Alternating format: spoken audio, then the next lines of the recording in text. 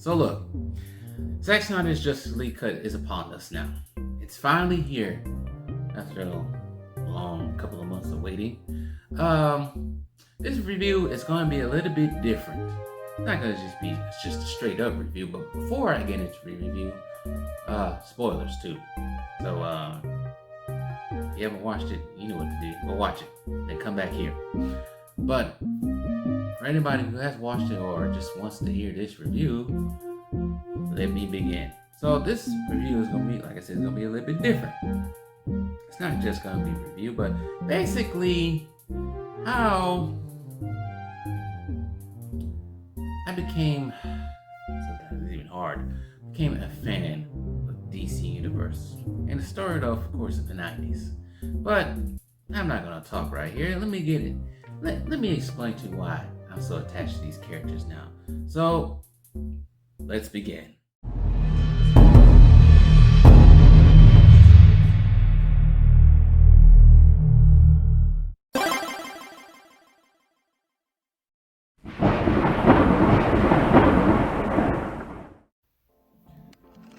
Now, I was going to go through all the histories of every single character, but I know some other people might be doing that, and they might have done that in the past, leading up to this release of this movie. But I'm going to take it a little bit more personal from my approach. Now, when it comes to DC Comics as a whole, it kind of started back in a galaxy far, far away. In the 1990s, when everything wasn't so hostile when it comes to entertainment. Started in the 90s, in the basement in the 90s for me. Yes. Basements. Been a long time since I've been in one. But anyways, enough about that.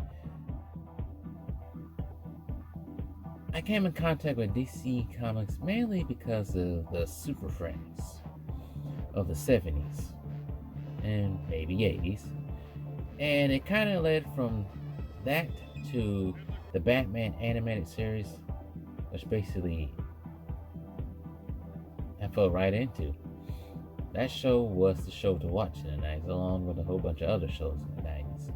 And a little bit more of Batman 89 and Superman 1978.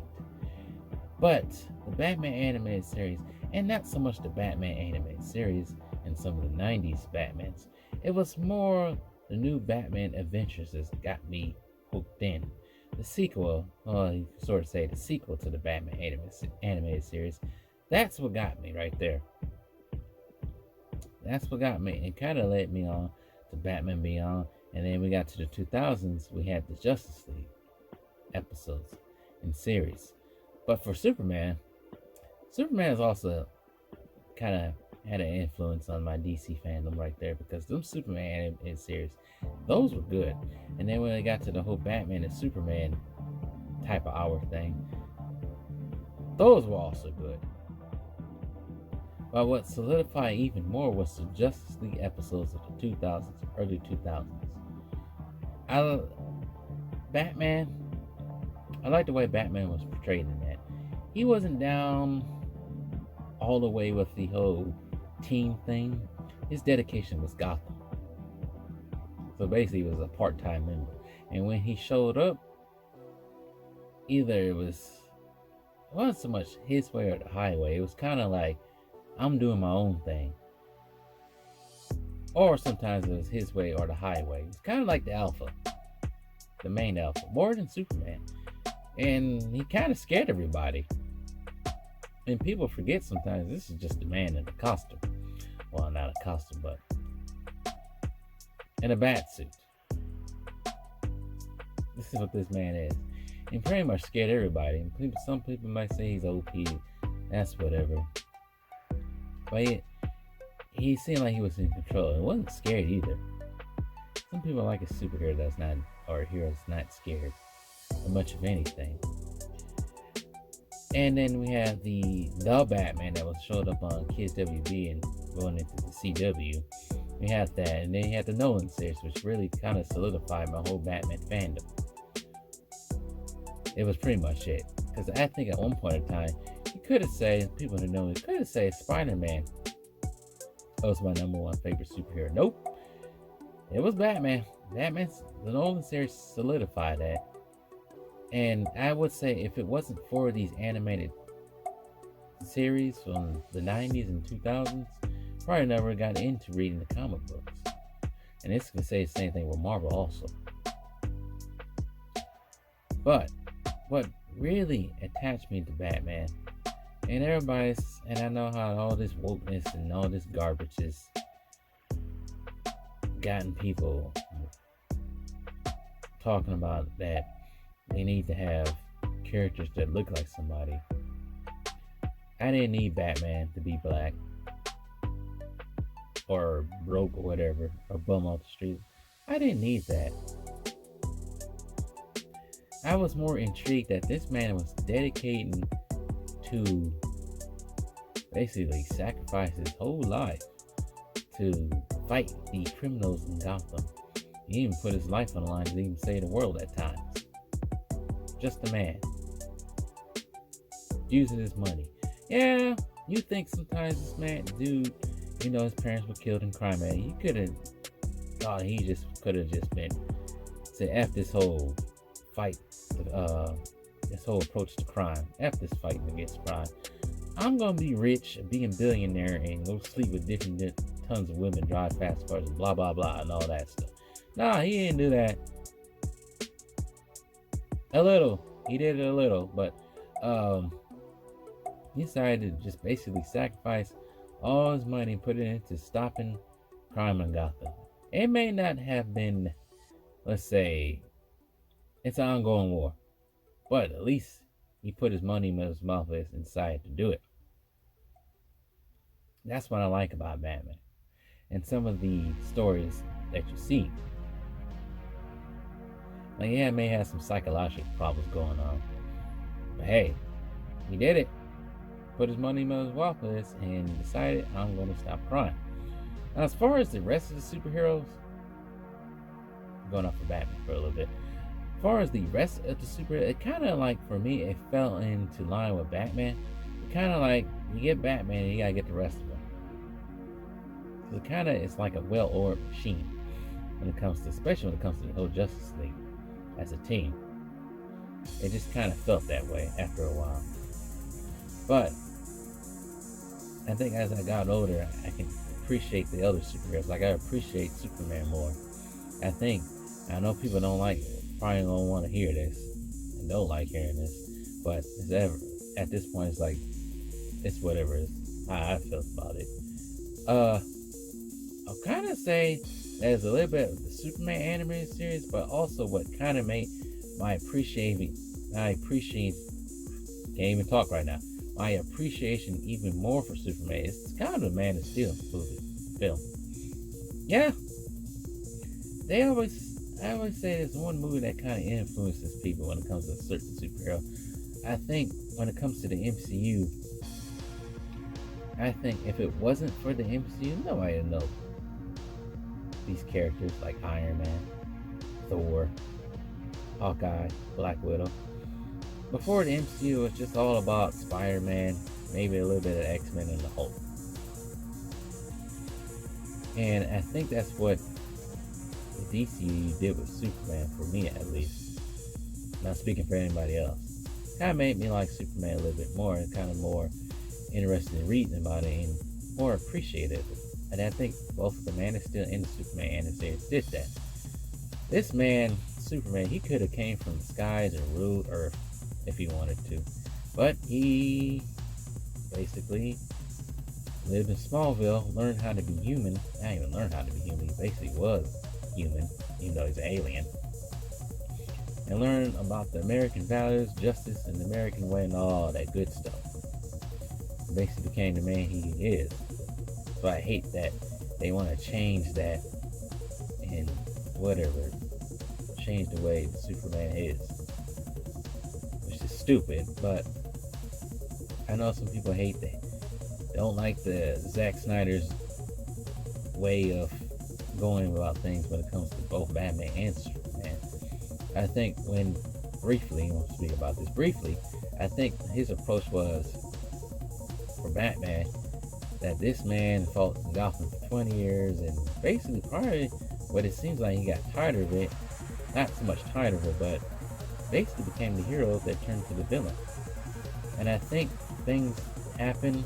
We don't know really. The only thing we really do know, what could have turned him to what we saw in Batman vs. Superman was the death of Robin.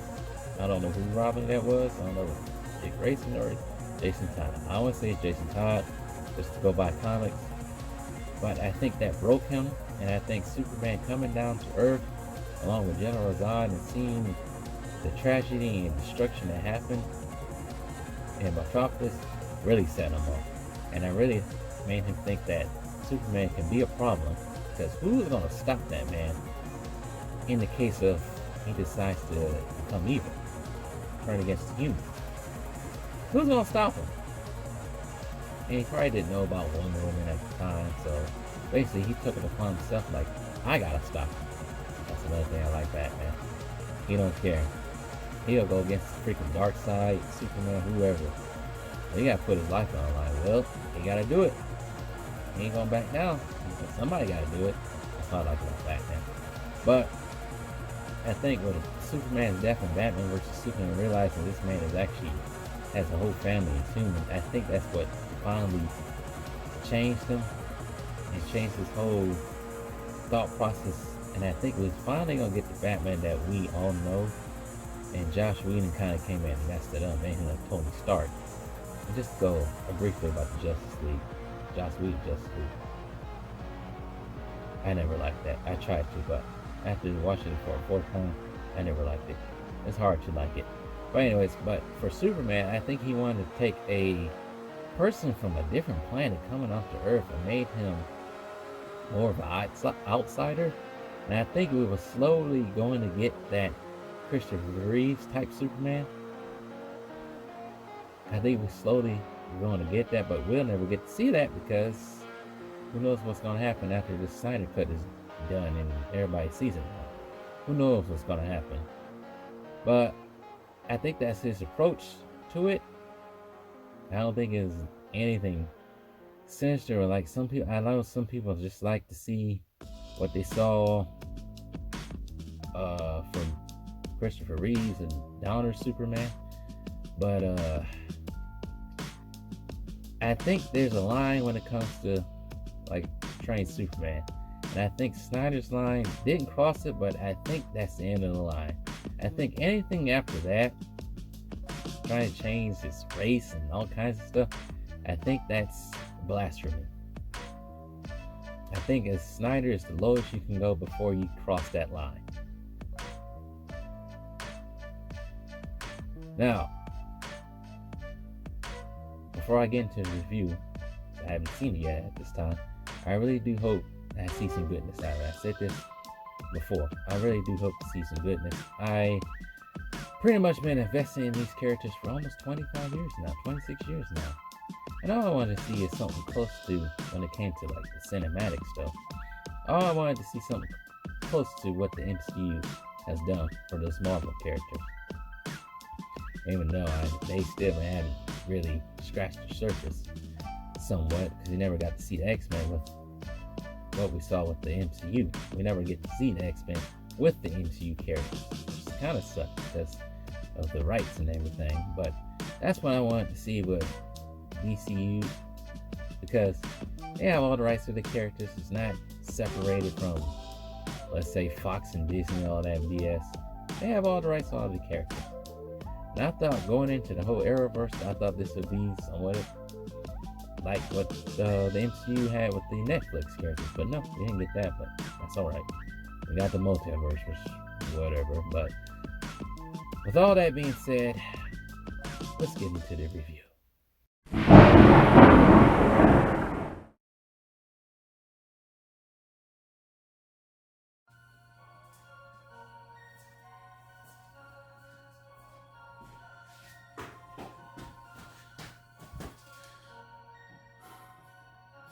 That movie was amazing. Oh my freaking Lord. I waited 4 years to see that. Why did I get this in 2017, barring that Zack Snyder had a personal issue with his daughter, but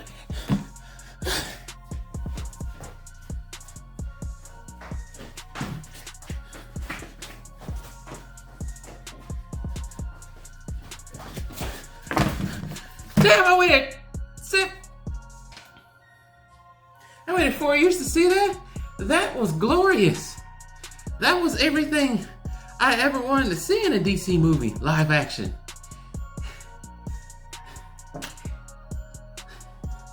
It was great.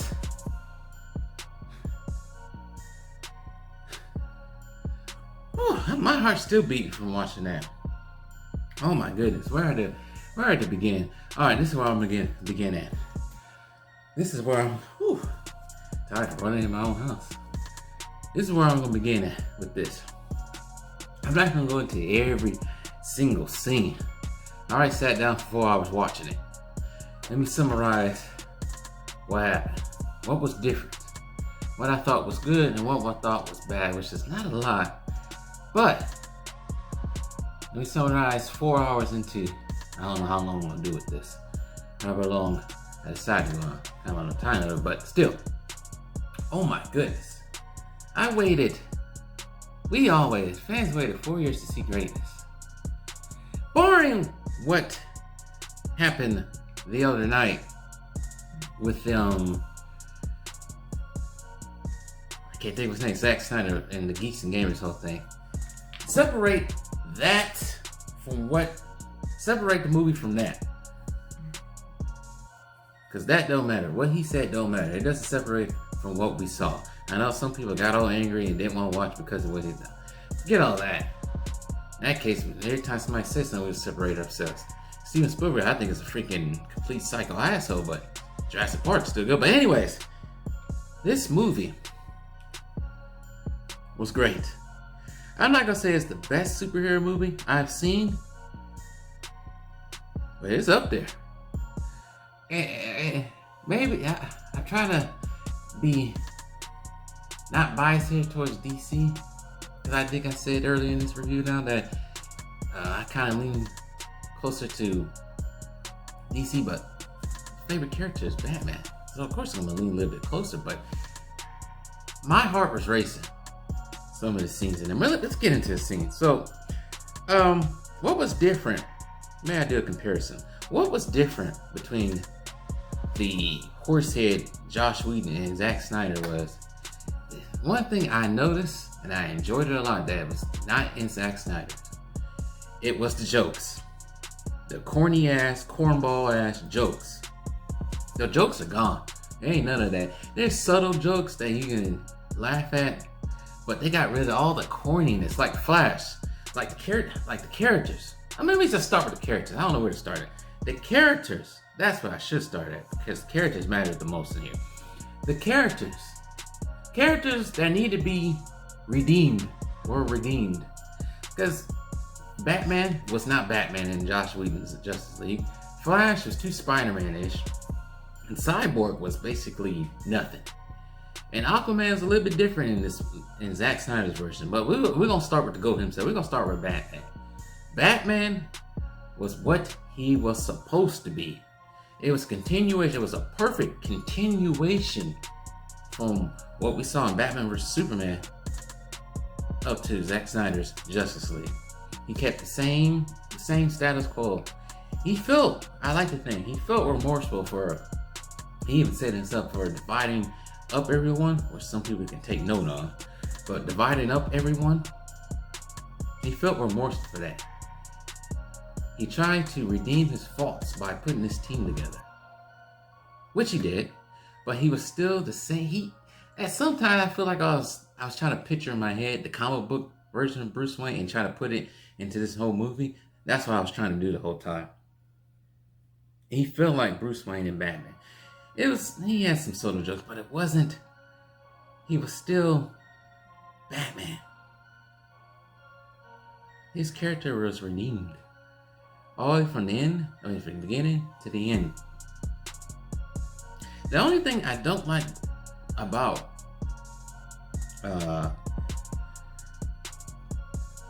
what happened to him in this movie.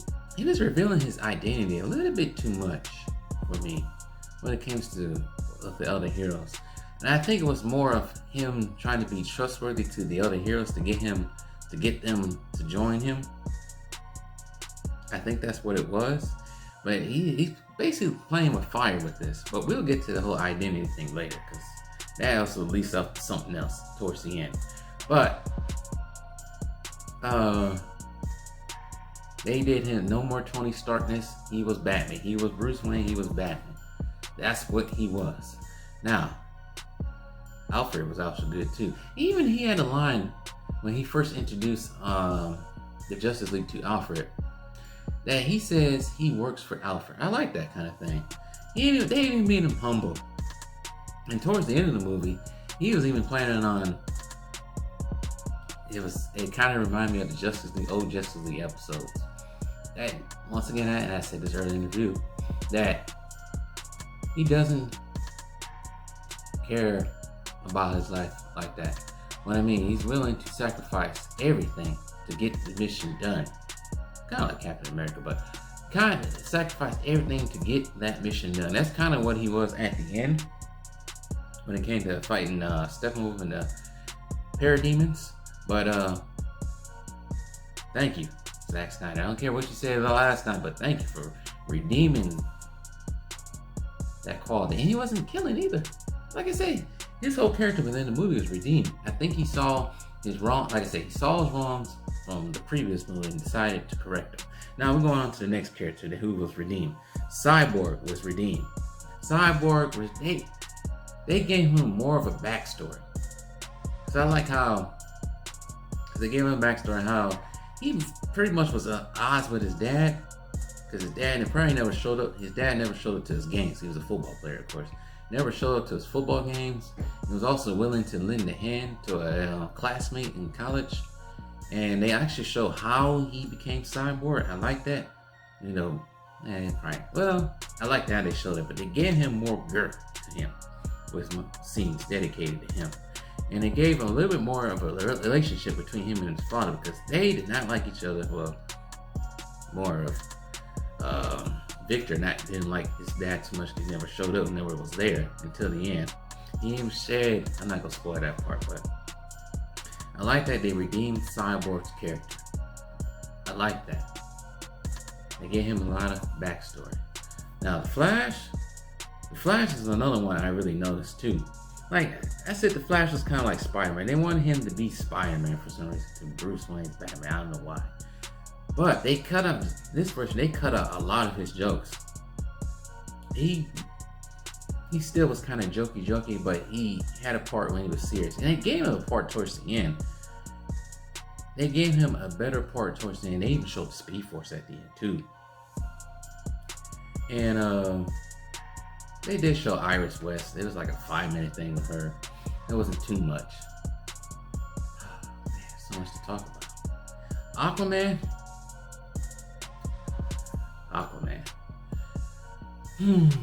He seemed less bro-do-ish in this one. A little bit more, not, I wouldn't say dark, but a little bit more hardcore than what he was probably in Whedon's version of Aquaman. Oh, no, not Whedon's version of Aquaman. Whedon's version of Justice League. It's probably a little bit more different from what you saw in Aquaman, but I want to get to that later too. They gave him a little bit more backstory, mainly dealing with his birthright down in Atlantis. They did that, but I like that they made him serious and not so much joking like that. You remember the scene when they're in the carrier in Josh Whedon's version, and he was sitting on Wonder Woman's lasso? That was cut out totally. That part was cut out, but that whole jokey and goofiness, that was cut out with him too. So basically, those four characters, those four characters were basically redeemed. And probably shown a little bit closer to being more serious. But, everybody else's character, like, they put a little bit more girth to Lois Lane, how she was still dealing with Clark Kent's death, or Superman's death. Wonder Woman's still pretty much the same, but Here's another thing I want to point out about Wonder Woman. Now, for anybody who has seen this already, or remembers back to even Josh Whedon's version of just the guy she, in the beginning, she stopped that whole terrorist thing at that, I think it was a bank or something like that. How she stopped that whole terrorist attack. In this version, it's a little bit more extended, but it's a little bit more heartfelt. Like, she comes down this time around, it comes out, stops the terrorists. And the whole action sequence of her stopping the terrorists, I want to say that's 10 times better than what we saw in Wonder Woman 84. Like Wonder Woman 84, that was a ballet for soccer moms. That's what that was. That was a freaking ballet. Like the fighting scenes there were ballet fighting scenes.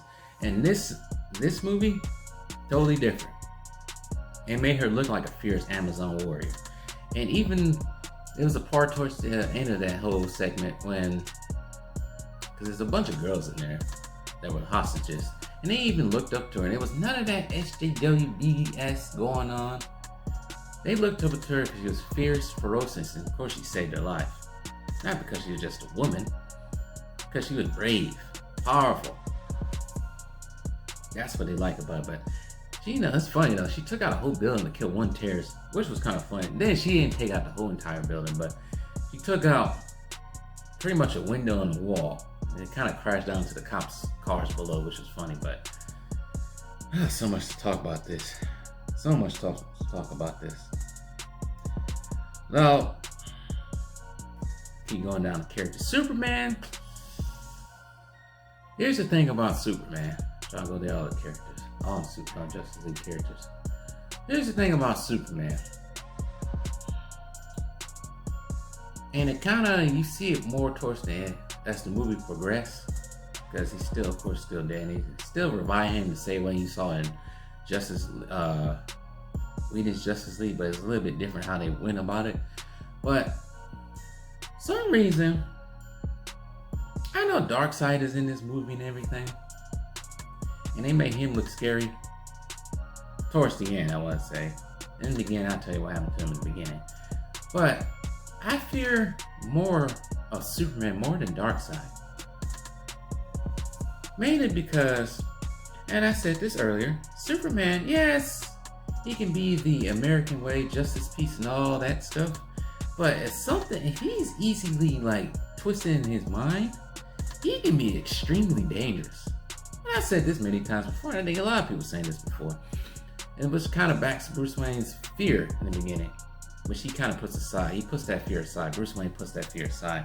And I think he realizes that Superman can be a symbol of good. But I'm just saying, as things go wrong, it kind of is probably more Superman's responsibility to not go to the dark side. But in the case, if he goes to the dark side, that can be scary. And that was kind of make my heart pump on some scenes when they showed this. Like, I wanted to say this for later, I'm gonna do it. But there is two scenes. There's two scenes. Probably three scenes. I'm sorry, I'm so scattered brain about this. My mind is just going crazy. There are three scenes in this movie that deal with Superman in the future.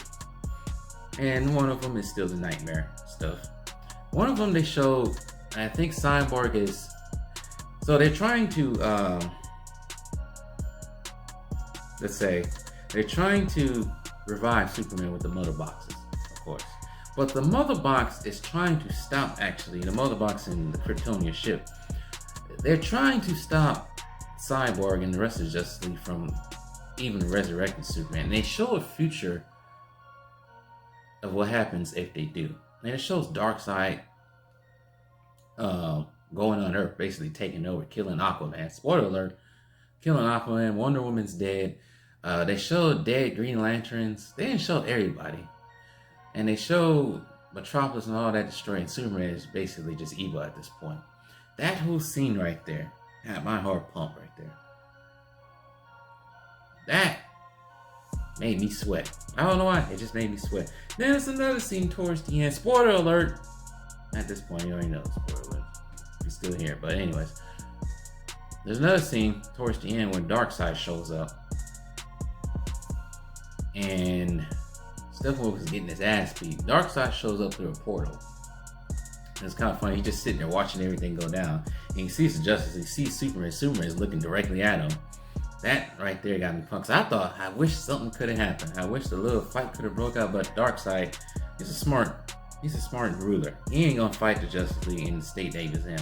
But there's one thing I did not like about Darkseid, because I think Darkseid in this movie is everything I wanted him to be. Not just going around just tearing up stuff. He's patient. He plays the long game with stuff. And I like that they portray that. But it was one thing that was kind of like, but I guess it makes sense. I think it was Ares. Ares stabbed him, kind of stabbed him in the shoulder. Ares stabbed him in the shoulder and he had to retreat. And he's basically spazzing out and he ends up fading. I just thought that was kind of silly. Kind of goofy. What else? There's so much. That's so much. That Dark pretty much went through all of the Justice League characters so far. Steppenwolf. Steppenwolf was another one that got redeemed, and it gave his story a little bit more backing too. So apparently, he failed a mission for Darkseid, and now he's on a quest to redeem himself in Darkseid's eyes. But basically, getting these mother boxes and also find the anti-life equation, which he ends up finding. And the only thing I bought Steppenwolf's whole design, it makes him look monstrous. And I already know that Steppenwolf looks kind of like a human. He looks like a human in the comic book. They made him look more monstrous. And he may have got redeemed story-wise in this, but he also got effed up by Superman and Wonder Woman. Actually, all three, Wonder Woman, Aquaman, and Superman towards the end. And by Darkseid. He got the short end of the stick with this movie, but they gave him more of a storyline. They made him feel like he was an actual character, not just some freaking, we just gonna throw him in there and he'll be a main villain. Oh no, they gave him some girth. That's what I liked about this new Steppenwolf. Now, they didn't show too much of the other New Gods, Apocalypse and New Gods. They showed Zack, and Zack was kind of basically the messenger between Darkseid and Steppenwolf. They showed Granny Goodness, but she didn't say much. They didn't show any more of the Darkseid's elite. There's another thing I was questioning about just the New Gods in general that they didn't show. There's no Highfather or Orion. They didn't show those. Cause I was wondering, it's like, ain't that pretty much almost the last line of defense between Darkseid and Earth and the rest of the universe? And I think they did this, they got away with this in the DC AMU, the animated, the more adult animated series that they just finished last year. They didn't have much of the Highfather and all his army and Orion coming around. They didn't have that. Nor there was no Caliban too, so there was no Caliban for Darkseid, which is weird. But I always figured that the New Gods, mainly Highfather, would be like the last bit of defense before Darkseid gets what he finally wants. And they didn't show that, so I'm guessing it's up to the heroes of Earth to do this. So that's sad. But they didn't really show too much on Apocalypse. It's still Apocalypse that I always envisioned, or we've seen in comic books and other TV shows and movies. So, and then we have another Justice League member that was in the shadows. You saw the Martian Manhunter, and it's played by what is he? Well, he's a general. I think he was a senator in Batman vs Superman. I forgot his name, but we get to see John Jones in this, and he shows up 2 times. He shows up to Lois Lane, basically trying to get her from being depressed from Superman's death, trying to put a little bit of pep in her step, a little bit more confidence in herself, that the world does need her because she is a top-rate reporter. And then he shows up towards the end again with Bruce Wayne.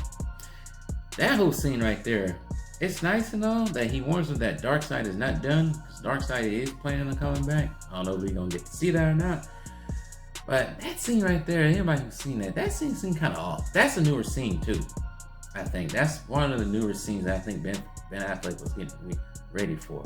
That and the scene before that. But I don't know. Anybody who has seen it now, not Bruce Wayne, but did Ben Affleck look a little weird in that scene? I don't know if it's the lighting. I don't know if it's the makeup. I don't know if he's been going through hard times lately. But it just looked weird. That whole scene towards the end just looked weird to me. Like, I don't know. Maybe it's just me. So anybody in the comment section who have seen this movie, did Ben Affleck look a little weird? But that scene was good. So many characters. Trying to get all the characters. There's other characters in the movie. You don't see much of Lex Luthor. You see him in the beginning, and then you see him at the end when Josh Whedon's end credits for his movie. We do see him on the boat, escaped, and then you see Deathstroke. That scene is still in there, but that scene is even extended more. So Lex Luthor is still Lex Luthor. Actually, I just got done talking with this in the chat when I was actually watching the movie, that some people thought that Lex Luthor should have been played by somebody older, but I think Zack Snyder was going with the Mark Zuckerberg version of Lex Luthor. I think that's what he wanted. Now, towards the end, now that he escaped, we've seen the Lex Luthor that we think we should have saw, bald and everything. And then we can see Deathstroke. And that scene is a little bit longer now, because there's a big secret that Lex Luthor lets Deathstroke know. I thought it was kind of funny how he reacted to it. So Lex Luthor tells Deathstroke, you know who Batman is, and he tells him he's Bruce Wayne. Deathstroke is kind of like, okay, I'm gonna go with this. I'm gonna celebrate, but I'm gonna go with this. So it sucks though that we won't get to see. I don't know. Maybe I don't know if we don't get to see a solo Batman movie with Ben Affleck. I don't know, because I would love to see this happen. It seems like from the dialogue that Deathstroke has some beef with Batman, and I kind of want to see it. And then the next scene after that is the scene that everybody's probably interested in with the Joker. Now, I feel like I thought the scene went on a little bit too longer than what it should have. But I'm gonna describe the scene. So it's a dream, actually. It's a nightmare that Bruce Wayne has. And he has a dream back to the whole nightmare scenario. It goes back to there. So there's some survivors. You see Flash, Cyborg, and then Mara, played by Amber Heard. And no wonder why they wanted to keep Amber Heard. She's in this, and she wants revenge. Aquaman is dead, apparently. And then we get to see Deathstroke, and then we see this whole dialogue back and forth between Batman and the Joker, which is nice. We get to see arch enemies insult each other for the whole entire time, because Batman's basically telling you keep making jokes about people who he lost. I'm gonna kill him, and Batman's not gonna kill Jokers. Apparently, he has a key to reversing everything that has happened in this dream. I thought that scene, that back and forth, it was good. It was what we always wanted to see. We never really got to see any interaction with Batman and Joker and Zack Snyder or the DCEU, but it was nice to see it. But I think it just went along just a little bit too much. And just the way it was filmed was kind of weird, because it was all hazy and blurred out. But nonetheless, it was still a good scene. Just nice to see that. And then, like I said, eventually Bruce Wayne wakes up once Superman, evil Superman, comes out of nowhere. There's another thing I wanted to add about Superman. So when he finally comes back from the dead and regains all his memories and all that stuff, he goes back to the ship, which is probably this version of the Fortress of Solitude. He has all these suits at his call, and you see the words from Jonathan Kent and Jor-El in the background about how important he is and all this stuff. And we see I think Kryptonian armor, and then you see the original Superman suit. He goes directly towards the black suit. I don't know how I feel about that. The black bat suit. The black Superman suit. I don't know. Because towards the end of the movie, he goes with that anyway. And basically now we get to see him finally become that Superman that we all hope to see. But I just find it funny that they put him in black. But it's whatever with that. Let's see here. There's so much going on with this.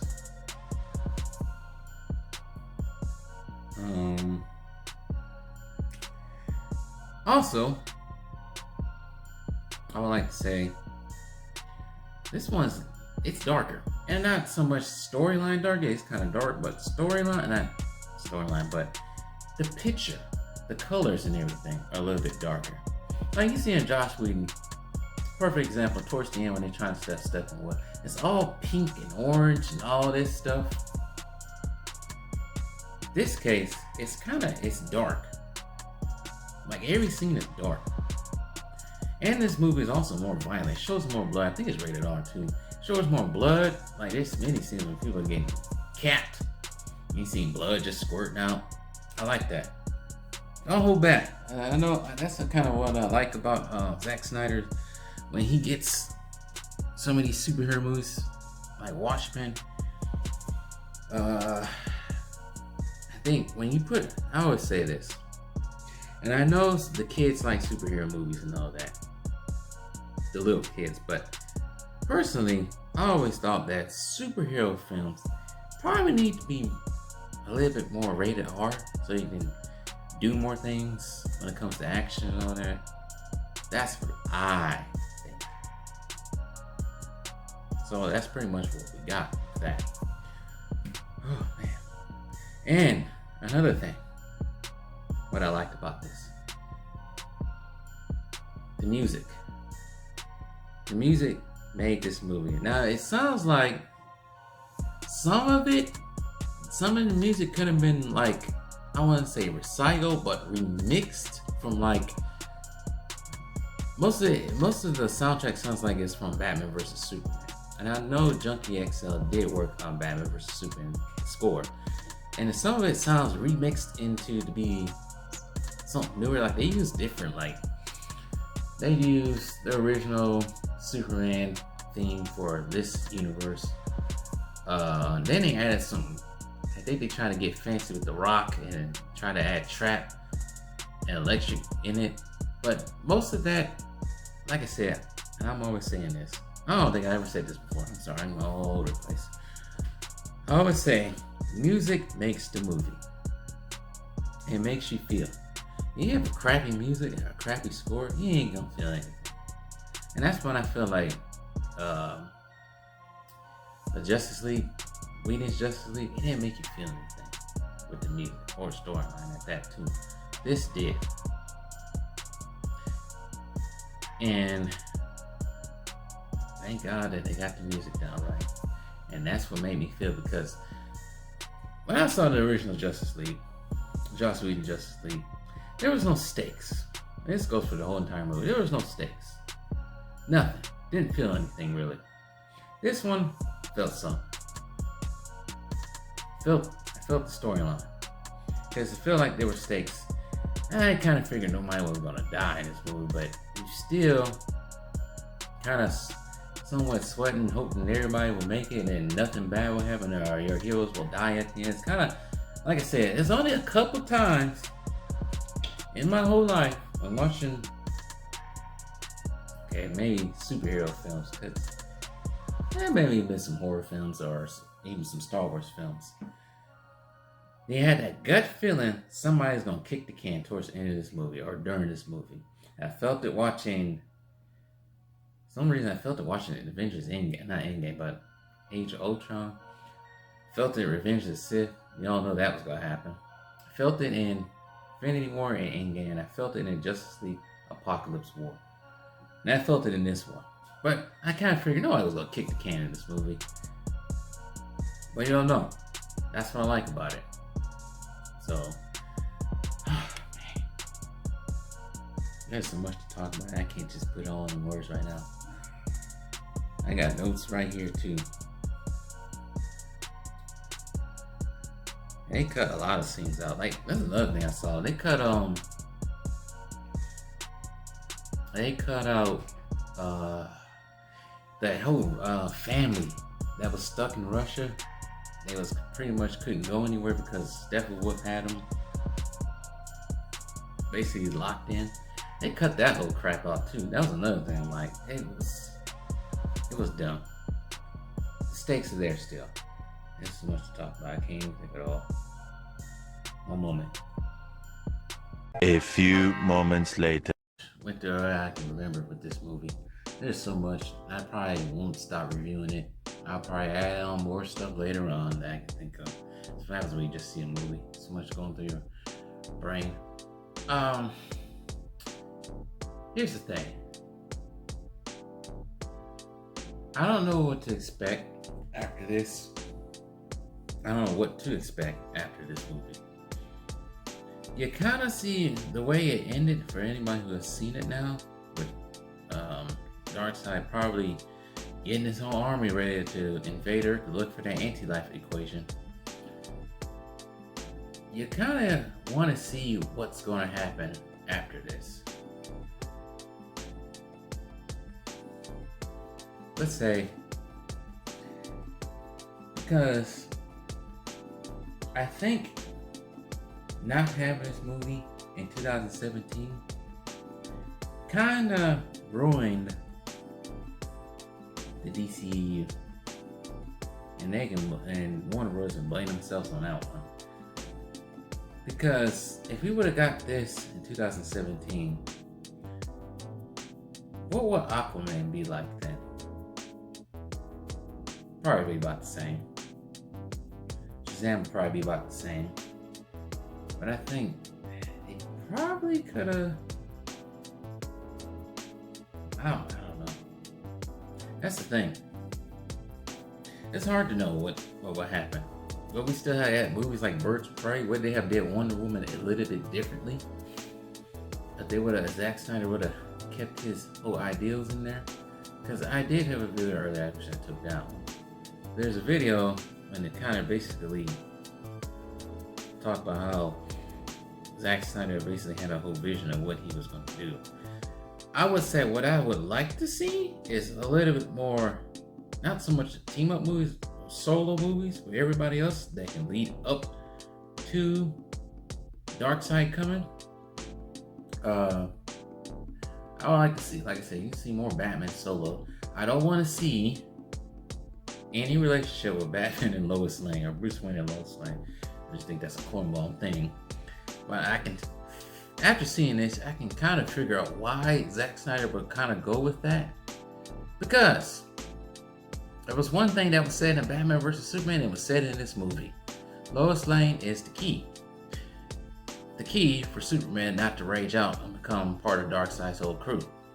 Darkseid's ally or cohort. And I think the reason why Lois Lane is the key, because they wanted, I think Zack Snyder wanted Bruce to actually, which I don't like at all, love something, I think, and it was probably Lois, and it's probably Lois Lane, knowing that she probably had a kid on the way, his kid on the way, and she ended up dying. It's a messed up situation. It really is, though, when it comes to that, but I think they can be done in a way, but I think Zack Snyder originally wanted, when it was time for all the leftover Justice League members to reverse time and start over and basically do a whole end game and start from the top and try to attack Darkseid in a different way. I think he wanted Bruce Wayne to sacrifice his life to save Lois Lane so Superman won't turn evil. Which, I don't know. I don't like that. I don't like that whole storyline. I really don't. I don't like the whole Bruce Wayne, Lois Lane relationship.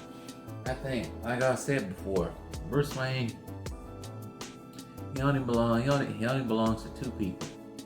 Two people. Either he gonna be with Catwoman or he gonna be with Talia. It's one of those two. Or he has a kid with Talia, or somehow he can be with Wonder Woman. But in this Zack Snyder's version, I don't think that was going to happen because, like I said, there was a lot of scenes cut out. Like the whole scene when in Josh Whedon's Justice League when she basically pops his arm back in place.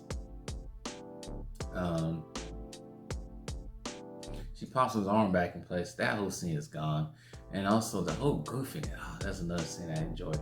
When Superman, I forgot all about this. Told you there's so much stuff going on.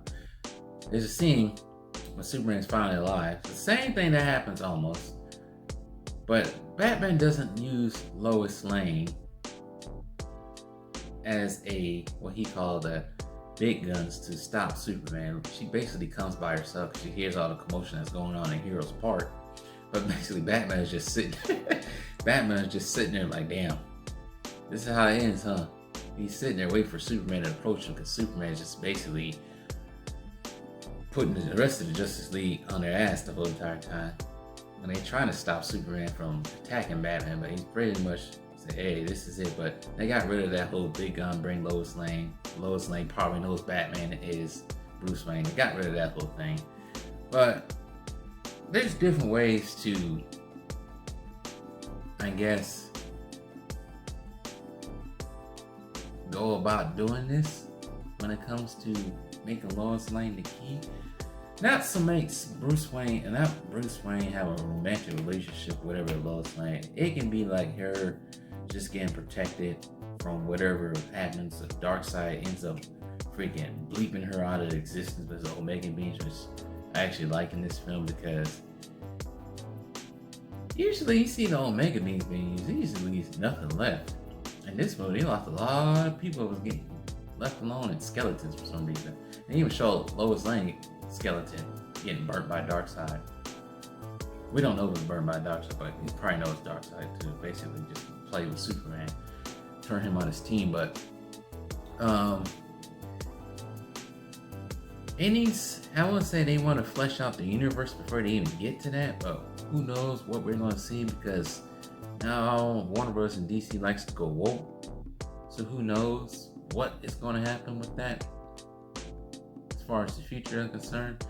I know right now Zack Snyder is basically 50-50 when it comes to the fans. Some fans don't like what he said. Some fans don't really care. They still gonna watch it, and I'm probably praising him as I speak right now for what he has done. Which is the reason why I think that what he said last night in the whole Geeks and Gamers stream is him probably trying to make sure that he has his pockets intact. Which is neither good or bad. You have a bottom line you want to have. You need to make money. I know some people just say, oh, he could just retire and not do anything. Sure, but I think for him, it's probably not so much money. It's probably more that, I don't want to defend, I don't like defending Hollywood goofballs, but for him, he seems like a person who's likes doing what he does. I think he likes making film, and I always can say this, you like making film, I guess you can go independent, but for him, I think he wants his movies to make money and have big money backing them, so that's just the way I see it. So I think that's why he said what he said. So it's neither right or wrong, it can be wrong, right, whatever. But I think when it comes to the future of the DCAU, it's kind of up in the air. Maybe with this whole movie out now, and now it's getting good praise, which I think I'm starting to see a lot more of regarding besides what he said last night. Who knows, maybe DC might pivot again. Because this is what the fans wanted, and they got what they wanted. This is a big win for the fans. It really is. And hopefully, Warner Brothers likes money. We used to say Disney likes money, but we see what they're doing with Star Wars. So maybe DC and Warner Bros. Maybe they'll try to change the trajectory, pivot a little bit, and maybe go with Zack Snyder's ideals. But like I said, that's up in the air, and who knows how and when that's gonna happen. So, like I said, this probably won't be. It won't be the last time I'm talking about this film. I'll probably talk about this film more. maybe more after Kong vs. Godzilla is released because I got next week. I think it comes out March 31st. I got next week. I can talk about this all day. But I would say it's a long day. I did nothing but sit in the chair for 4 hours. This whole day was a whole preparation. This was a whole day event. Getting the snacks and everything. Getting this review, the first part of this review ready and everything. Getting this review. So, man. Like I said, I'll probably talk about it more. This ain't gonna be the end of me talking about it. I'll talk about it more, but for now, I'm done. And with all that being said, it's your first time seeing one of my films or one of my film reviews. Hit that like, hit the subscribe button. I'm out. I gotta go drink some water and go eat because I haven't did none of that lately. So, peace.